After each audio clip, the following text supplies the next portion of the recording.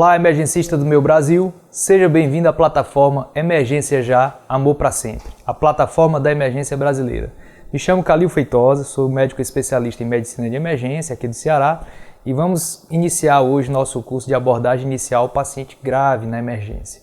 Nesse curso abordaremos as 5 principais síndromes pelas quais o paciente se apresenta no departamento de emergência de forma grave, que são dor torácica, choque, coma, que é o rebaixamento do nível de consciência, déficit neurológico agudo e insuficiência respiratória aguda. O intuito desse curso é fazer com que você tenha alguma vivência de sala de emergência e que você saiba conduzir os pacientes que se apresentem grave no departamento de emergência para você.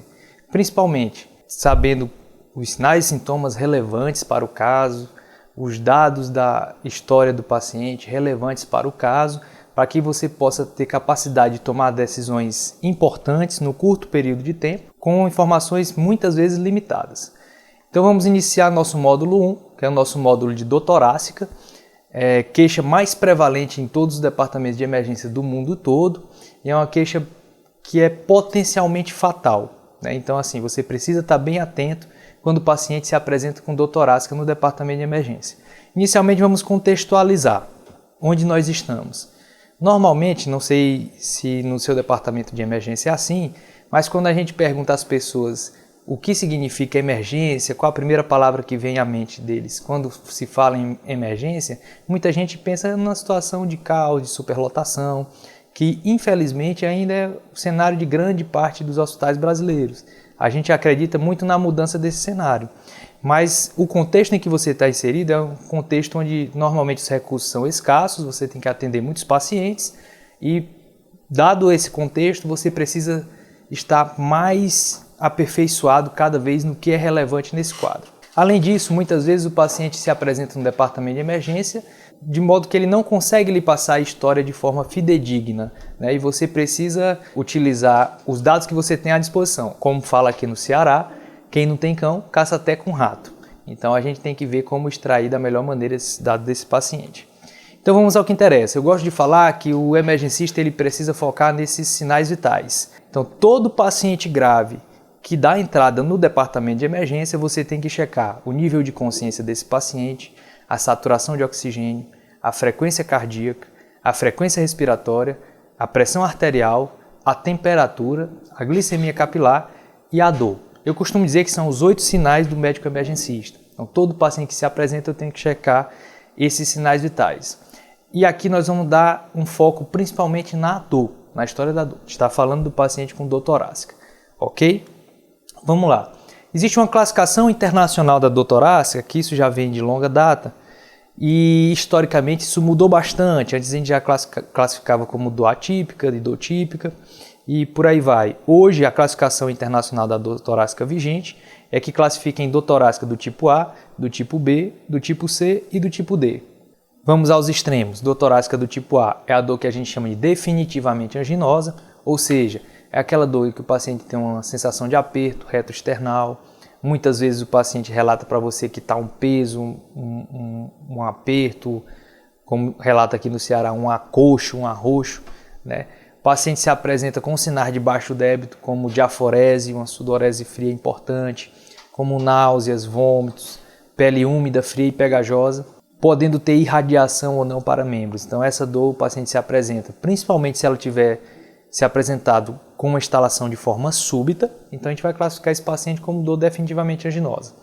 A dor do tipo D é a dor definitivamente não anginosa. É aquela dor, o paciente chegou, é uma dor que dói a palpação, ou então que piora com mobilização, é uma dor que vem se arrastando. Eu comecei a sentir essa dor há cerca de 5 dias, doutor. E como é que ela vem? 5 dias? Ela vem, voltou, ela dá de forma súbita e passa? Ou você vem sentindo direto? Não, eu venho sentindo direto. Então, assim, normalmente a gente classifica essa dor como definitivamente não anginosa. Então, falamos dos extremos, vamos falar dos meios, que são as situações um pouco mais delicadas. Então, temos a dor do tipo B, que é a dor provavelmente anginosa, ou seja, ela não tem todas as características de uma dor anginosa, mas tem a maior parte delas. E temos a dor do tipo C, que é a provavelmente não anginosa. Normalmente, pacientes mulheres idosas e pacientes diabéticos, você tem uma incidência menor de dor definitivamente anginosa e dor provavelmente não anginosa. Então, já fica um sinal de alerta, a gente vai falar disso mais à frente no nosso curso, nesse módulo de dor torácica, sobre os pitfalls, as pegadinhas na abordagem da dor torácica, certo? Então, provavelmente não anginosa é aquela paciente que você não consegue dizer com toda certeza que não é coronariana esse tipo de dor, porque ele tem alguma característica ou outra, certo? Então, você classificar a dor torácica na abordagem inicial desse paciente é relevante. Muitas vezes você não vai conseguir fazê-lo com o paciente. Às vezes ele está grave e não consegue conversar com você por baixo do débito intenso, está com um sensório rebaixado, com um nível de consciência rebaixado, você não vai conseguir fazer essa classificação de forma mais adequada. Às vezes você tem que lançar a mão de histórico familiar, principalmente para saber como foi a instalação da dor e por aí vai. Ok? Após eu classificar a dor desse paciente, saber com que eu estou lidando, eu costumo dizer para os meus residentes aqui que quando a gente aborda um paciente grave, a gente tem que saber onde atirar, onde a gente vai mirar. E normalmente a gente atira no que mata. Quando a gente fala de dor torácica, nós temos 5 alvos preferenciais, 5 enfermidades que são potencialmente fatais no paciente com dor torácica no departamento de emergência. A primeira delas é a síndrome coronariana aguda, também é mais prevalente, né? A gente sabe que a principal causa de óbito no mundo todo hoje são as doenças cardiovasculares, AVC, infarto, e a síndrome coronariana aguda, ela tem uma relevância importante no cenário nacional e internacional dos departamentos de emergência. A síndrome coronariana aguda, eu costumo dizer que se você conseguiu chegar no hospital com ela, você é um sortudo, porque 50% morre na primeira hora, é o que a epidemiologia mostra dessa doença. Ela mata por arritmia na fase aguda, normalmente arritmias ventriculares, FV e TV, é a principal causa de parada cardiorrespiratória no ambiente extra-hospitalar, e na fase subaguda ela mata por complicações. Aí nós entramos com as ruptura de parede livre, comunicação interventricular e por aí vai, são as complicações que chamam complicações mecânicas do infarto e a própria insuficiência cardíaca isquêmica aguda, né, gerada pelo processo de isquemia, que vai gerar um choque cardiogênico e pode levar a óbito do paciente. Lembrar uma coisa importante para a abordagem inicial desse paciente é que o exame físico do paciente com síndrome coronariana aguda, o exame físico, na sua infinita maioria, é normal, né? Você não espera alterações de ausculta cardíaca, de bulha, você não espera alterações de pulso, de pressão arterial. Na grande maioria, o paciente com síndrome coronariana aguda, ele tem um exame físico normal, a não ser nos casos de um paciente que tenha já um quadro de edema agudo de pulmão em decorrência de um choque cardiogênico, você pode ter alterações na ausculta pulmonar. Mas na grande maioria das vezes o exame físico é normal. Então você fique atento, ligue o sinal de alerta, que não é porque o exame está normal que o paciente não pode estar diante com um quadro grave na sua frente, né? Lembrar que o eletrocardiograma na síndrome coronariana aguda, ele serve para classificar e não para diagnosticar a síndrome coronariana aguda. Como eu gosto de dizer, síndrome está na própria definição, né? É um conjunto de sinais e sintomas. Logo, não tem exames complementares, né? Sinais e sintomas. Então, assim, o diagnóstico da síndrome coronariana aguda é essencialmente clínico, tá?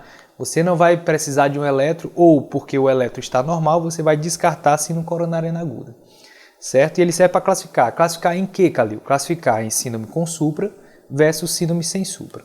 A gente vai mostrar aqui 2 eletrocardiogramas. Nós temos mais à frente nesse módulo uma aula só sobre interpretação rápida de eletrocardiograma, onde a gente vai destacar os pontos relevantes para que você tenha atenção no departamento de emergência.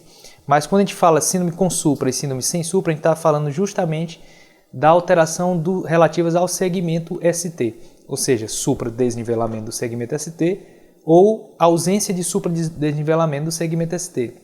O que significa essa informação, supra-desnivelamento do segmento ST?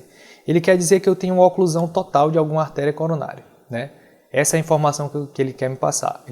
E a ausência de supra-desnivelamento do segmento ST só quer dizer que eu não tenho uma oclusão total. Eu posso ter uma oclusão parcial ou eu posso ter até mesmo um infarto do tipo 2, em que eu tenho um desbalanço entre a oferta de oxigênio e a demanda por oxigênio. Então eu posso também alterar o segmento ST com outras alterações que não supra, por exemplo, infradesnivelamento ou alterações de repolarização precoce, ou alterações também da onda T. Mas o que ele quer dizer para mim é isso, se eu tenho uma oclusão total ou uma oclusão parcial. Calil, qual a relevância dessa informação para mim? Tem relevância porque se eu tenho uma oclusão total, a minha terapia inicial, a primeira coisa que eu tenho que pensar é em reperfundir essa coronária. Eu tenho que abrir, desobstruir essa coronária, né? Isso a gente vai falar mais à frente também nessa plataforma. Provavelmente traremos um curso sobre síndrome coronariana aguda para abordar todos esses meandros da síndrome coronariana aguda. Então, assim, de longe, paciente com dor torácica no departamento de emergência, o primeiro alvo que eu tenho que ter é atirar na síndrome coronariana aguda. Em segundo lugar, o próximo alvo que nós temos que atirar na abordagem inicial é a dissecção aguda de aorta, tá? Dissecção aguda de aorta é uma enfermidade grave, potencialmente fatal. Ela tem uma mortalidade tempo dependente. Um estudo importante já desde a década de 80 mostrou que a mortalidade nos casos de dissecção aguda de aorta ela aumenta 1% por hora nas primeiras 48 horas, chegando a 75% na primeira semana e a 85% em 15 dias. O que passar de 15 dias a gente já considera como dissecção crônica de aorta, né? Já está na fase subaguda. Então, assim, dissecção aguda de aorta ele pode chegar a uma mortalidade de 85% em até 15 dias. Então é uma doença potencialmente fatal que você precisa abrir o olho para ela, né? Diferentemente da síndrome coronariana aguda, o exame físico na dissecção aguda de aorta ele tem sim alterações que não são específicas, mas tem uma sensibilidade boa, tá? Principalmente assimetria de pulso e diferença na PA. No nosso módulo aqui, vou dar um spoiler, aqui nesse módulo nós temos uma aula sobre erros comuns no departamento de emergência na abordagem da dor torácica, e essa é uma delas. Então, paciente com dor torácica, você jamais pode deixar de checar no seu exame físico se há ou não assimetria de pulso ou se tem divergência ou não na pressão entre os membros, tá? Normalmente esse paciente, inclusive a dissecção aguda de aorta, configura uma emergência hipertensiva, porque normalmente, habitualmente, esse paciente vai se apresentar hipertenso no departamento de emergência e chama a atenção também um quadro de dor intensa, lancinante, né? Relembrando nosso slide anterior de classificação internacional da dor torácica, normalmente a gente classifica o paciente de dissecção aguda de aorta, normalmente ele é classificado como uma dor do tipo C, que é uma dor enrasgando no centro do peito, pode ter irradiação ou não, tá? Lembrar que ainda no exame físico desse paciente com dissecção aguda de aorta, vale lembrar que você não pode deixar de fazer também a ausculta cardíaca desse paciente, uma vez que o sopro em foco aórtico, aliado às demais alterações do exame físico, como assimetria de pulso e diferença na pressão arterial, ele pode lhe auxiliar na identificação do quadro do paciente. Fazer um parêntese aqui, nós trabalhamos no Hospital do Coração de Messejana, aqui no Ceará, um hospital que tem uma sala de parada com um volume grande de fluxo de pacientes graves, e a gente tem recebido cada vez mais pacientes com dissecção aguda de aorta, e a gente observa as mais variadas apresentações. Assim como na síndrome coronariana aguda, a dissecção aguda, por ser um evento vascular, ele também se caracteriza pela instalação de forma súbita desse quadro de dor, desse quadro de dor torácica, né? Então, assim, é um item da história relevante que você tenha que ir atrás de forma intensiva, né? Se essa dor ela se instalou de forma súbita ou se ela tem caráter crônico progressivo, né? Isso vai lhe ajudar também a não deixar passar pacientes com dissecção aguda de aorta, uma enfermidade que tem uma mortalidade elevada, como a gente já disse. Raio-x de tórax na dissecção aguda de aorta, o que a gente vai buscar, não pode se dizer que é um exame de screening, porque o fato de ele estar normal, você não consegue excluir a patologia, a dissecção aguda de aorta, mas lembrar que a alteração que pode aparecer é o alargamento de mediastino. Né? Você pode observar o alargamento mediastino em virtude do aneurisma dissecante de aorta. Né? A angiotomografia é o exame padrão ouro que nós temos, a angiotomografia arterial do tórax ou angiotomografia de aorta, que é quem vai me dizer se há ou não lâmina de dissecção de aorta, e principalmente a gente vai nos ajudar a classificar se é uma dissecção do tipo A ou do tipo B. Nós vamos falar mais à frente sobre isso.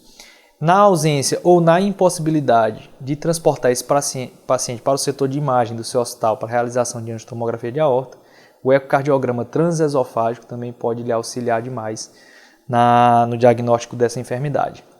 Lembrar aqui para vocês, né, vocês estão vendo aí no vídeo de vocês, uma angiotomografia de aorta. Essa é uma dissecção do tipo A por envolver o arco ascendente da aorta, né? Ou seja, é uma dissecção do tipo A que ela tem indicação de cirúrgica de urgência pela cirurgia cardíaca. A dissecção do tipo B é quando eu não envolvo a porção ascendente do arco aórtico, certo? Enfermidade grave que você não pode deixar passar de maneira alguma, que potencialmente fatal, mata em 85% das vezes em até 15 dias. E lembrar, refrisar mais uma vez, com relação à dissecção aguda de aorta, por ser tempo dependente, quanto mais você demorar com esse paciente até definir a vida dele, você estará contribuindo diretamente para um desfecho não favorável desse paciente, ok? Vamos adiante. Nosso terceiro alvo na abordagem inicial do paciente grave no departamento de emergência, que se apresenta inicialmente com dor torácica, é a embolia pulmonar. Eu costumo dizer que dentre as causas de dor torácica, a embolia pulmonar é a que mais se parece com um atirador, com um sniper, né, que a gente chama.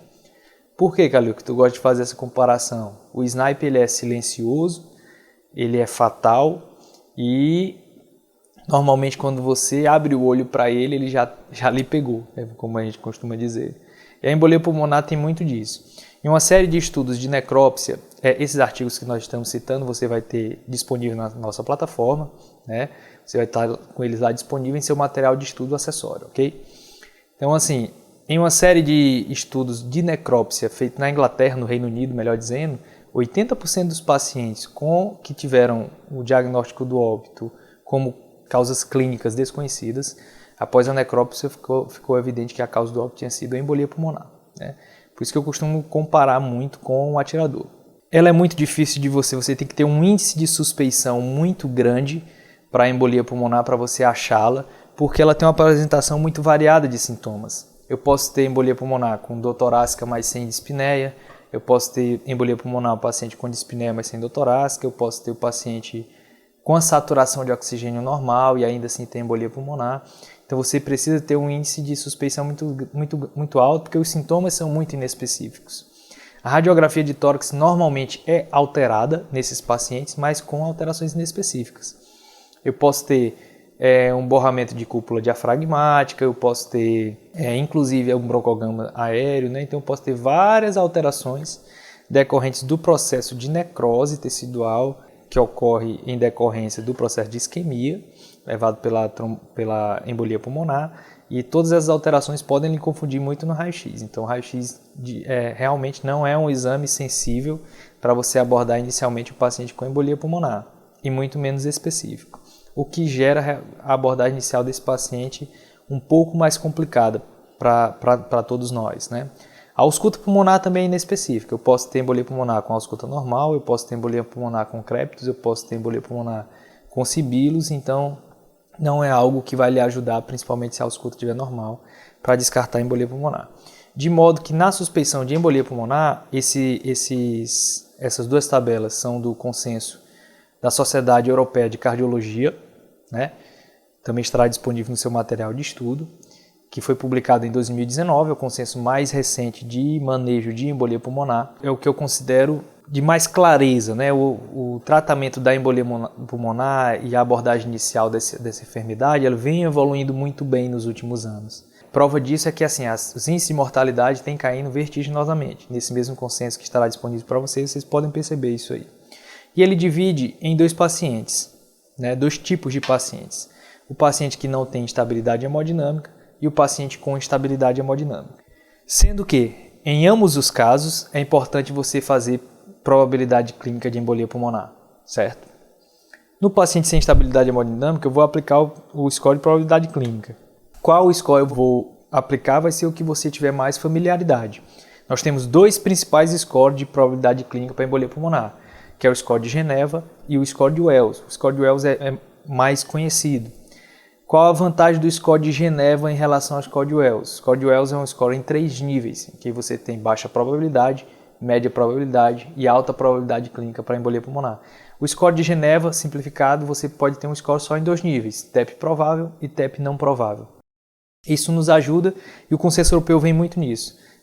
TEP provável, TEP não provável. Então é um score um pouco mais simples que você pode usar também, mas assim, qualquer um dos dois que você vai usar, você vai ter o mesmo sucesso, mesma taxa de sucesso. Então você vai fazer o score de probabilidade clínica.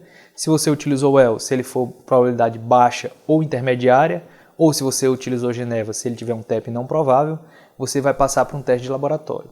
que é o dímero D. O dímero D é um produto da degradação vascular. Esse sim é um exame de screening, porque ele tem uma sensibilidade muito alta, chega perto de 100%. Então é um exame que vai lhe auxiliar a descartar. Até que ele fala aqui, se o D-dímero for negativo, você descartou embolia pulmonar, certo? Se o D-dímero positivo, para esse paciente você vai passar para um exame de imagem. O exame de imagem padrão ouro, nós já falamos, é a angiotomografia de tórax. Se ela for negativa, você também descarta o diagnóstico de embolia pulmonar. Se for positivo, você trata.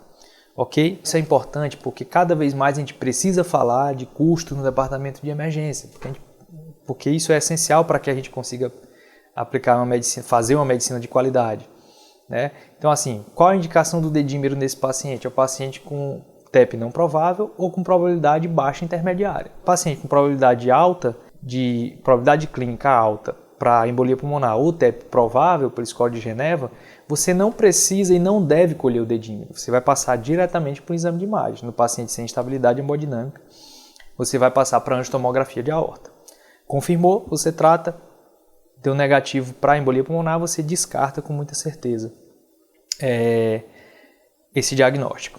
No paciente com instabilidade hemodinâmica, que é o que a gente está falando, o paciente grave, no departamento de emergência, esse consenso ele traz uma coisa que a gente já estava fazendo na prática, que a gente já trazia no nosso dia a dia. Chegou o paciente com dor torácica, está grave no departamento de emergência, o que a gente vai utilizar é o ultrassom beira-leito, né? O ecocardiograma transtorácico na beira do leito. E ele fala, se o paciente está grave, o paciente está chocado, e eu fiz o ultrassom beira-leito, eu não tenho disfunção de ventrículo direito, eu posso ir atrás de outra causa do choque que não seja embolia pulmonar. Na cadeia vamos dizer assim, na cadeia da morte da embolia pulmonar, a disfunção de ventrículo direito ela está diretamente implicada. Então, se o paciente já está no estágio de choque, no estágio de instabilidade hemodinâmica, e não tem disfunção ventricular direita, que aparece nas fases, vamos dizer assim, após a fase inicial da embolia pulmonar, eu posso ir atrás de outra causa para esse choque que não é embolia pulmonar. Se ele tem disfunção de ventrículo direito, esse paciente, eu me faço a pergunta, ele tem condição, apesar da instabilidade hemodinâmica, de ser transportado ao centro de imagem? Aí vai depender muito do serviço onde você está trabalhando, onde você está alocado. Então, se ele tem condição, eu vou fazer a angiotomografia de aorta. Se ele não tem condição, eu estou habilitado a tratar esse paciente, ok? Então, aqui a gente tem um videozinho do angiotomografia, um paciente nosso, em que a gente vê a obstrução no tronco da pulmonar bilateral desse paciente, né? Lembrando aqui do ultrassom beira-leito, que a gente já comentou. Na imagem de cima você pode ver o rechaçamento do septo do ventrículo esquerdo. Na imagem do centro você vê o ventrículo direito maior até do que o ventrículo esquerdo, né? Para quem tem familiaridade aí com ultrassom beira-leito é importante. E ainda tem um sinal que é a cinesia da ponta do ventrículo direito, que a gente chama de sinal de McConnell. Esse sim com especificidade alta para sobrecarga de ventrículo direito de forma aguda, no contexto clínico apresentado, embolia pulmonar. Isso aqui é uma janela apical de 4 câmaras, acima a gente tem um paraexternal do eixo longo, abaixo a gente tem um paraexternal do eixo curto, que mostra como o ventrículo direito está maior do que o ventrículo esquerdo, e o rechaçamento do septo, o ventrículo esquerdo bem pequeno, mostrando a sobrecarga pressórica relevante no ventrículo direito. Quarto e penúltimo caso em que a gente tem que atirar é o pneumotórax. Tá? O pneumotórax, lembrar que ele pode ser primário ou secundário. Lembrar que o exame físico aqui nesse paciente ele é alterado normalmente, eu tenho uma ausculta pulmonar assimétrica. E aqui o ultrassom beira-leito é a melhor ferramenta disparado para a avaliação desse paciente. Aqui a gente tem um sinal à sua direita, à direita da tela, tem um sinal chamado Lang Point. Para quem tem familiaridade com ultrassom point of care, com ultrassom beira-leito, sabe que esse sinal tem um diagnóstico de 100%, a especificidade de 100% do diagnóstico de pneumotórax, ok? Ou seja, encontrei o Lang Point e esse paciente, o diagnóstico é pneumotórax, não tem nada mais que dá essa alteração do ultrassom beira-leito. Daí a importância desse mecanismo. À esquerda da tela, vocês podem ver a presença de Langs-Line, de deslizamento da linha pleural com linhas B, que são essas linhas verticais que vão do início até o final da tela. A presença de linhas B você consegue excluir o diagnóstico de pneumotórax. Então, assim, é um exame de alta sensibilidade e de alta especificidade para a abordagem desse caso. Ok? Então, é um caso que você, tendo ultrassom beira-leito, você não consegue deixar passar um diagnóstico de pneumotórax e é rápido e fácil de fazer. Por último, eu trago o último alvo que nós vamos atirar no paciente com dor torácica, que é a pericardite. Normalmente não é uma doença potencialmente fatal, a não ser nos casos de miopericardite, que a gente vai falar, mas por ter alterações eletrocardiográficas relevantes, que a gente vai mostrar para vocês, eu gosto de trazer principalmente para fazer a distinção entre pericardite e síndrome coronariana aguda. O diagnóstico é eletrocardiográfico e também associado à história. Normalmente a pericardite é um quadro inflamatório infeccioso, secundário a infecções virais, e o paciente, a apresentação da dor desse paciente é diferente da síndrome coronariana aguda. Essa sim é uma dor que se apresenta de caráter crônico progressivo.